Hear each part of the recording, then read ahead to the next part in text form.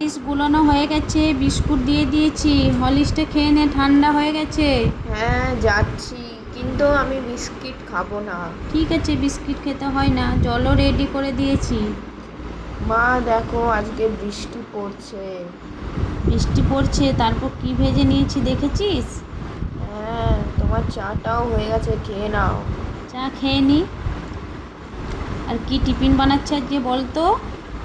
কি বানাচ্ছ, যেটা কাল বলেছিলাম? সেটাই বানাবার চেষ্টা করছি আমি। কিন্তু তুমি বললে যে ওই চালটা নেই। আজকে গোবিন্দভোগের চাল বানিয়ে দিচ্ছি রে। চলো বন্ধুরা, তোমরাও দেখো এই নতুন রেসিপিটা, আমিও দেখি কিভাবে বানাচ্ছে। অর্ধেকটা তো দেখিয়ে হয়ে গেছে। চাল সেদ্ধ করে নিয়েছিলাম। আজকে মেয়েকে গোবিন্দভোগ চালে বিরিয়ানি বানিয়ে দিচ্ছি। সব তো রেডি করে নিলাম। এবার ঢাকাটা দিয়ে দিই।